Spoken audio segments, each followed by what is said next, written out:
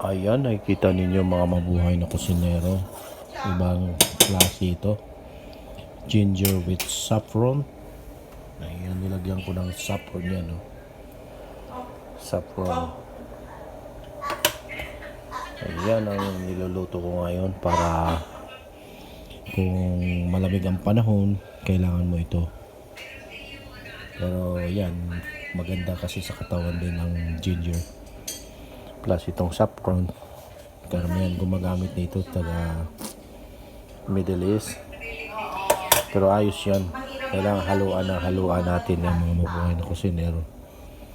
Basta suwabe. Suwabe.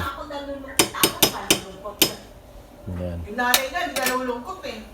Bakit ka nalulungkot?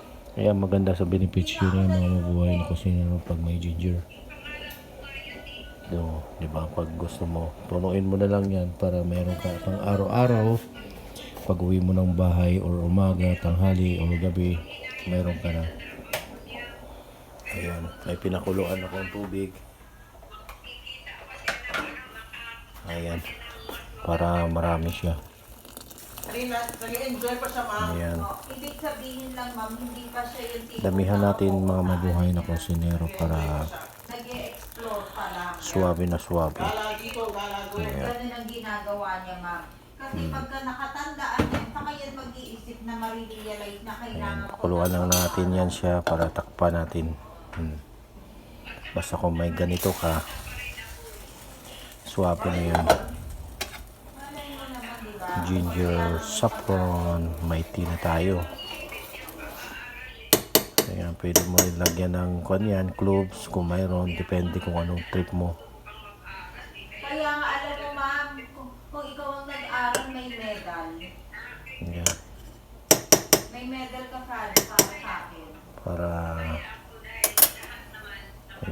para kuluin mo lang yan sa mga mabuhay na kusinero para maganda yung benefit sa atin katawan.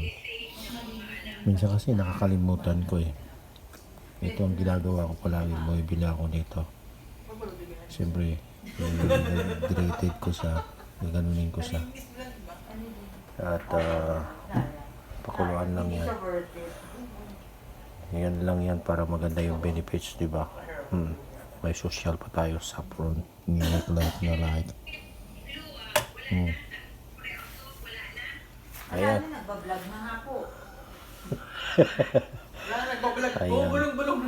Ganun talaga yan. Hayaan mo na lang sila. Basta ako, nag-vlog lang ako. Like na like. Oh, di ba? Saffron. Ayan.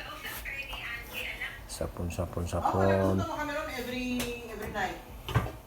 Haluin lang natin. Yan ang technique dyan. Para maganda yung benefits sa katawan.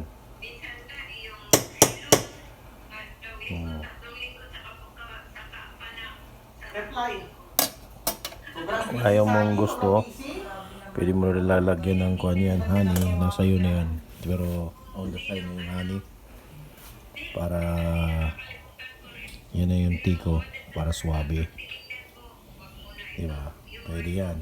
Ginger with saffron. Pwede nyo lagyan ng cloves or turmeric. Nasa inyo na yan kung anong prepare ninyo. Pero sa akin, suwabe na suwabe yan ng mabuhay na kusinero. Yan ang secret ingredient ng mabuhay na kusinero.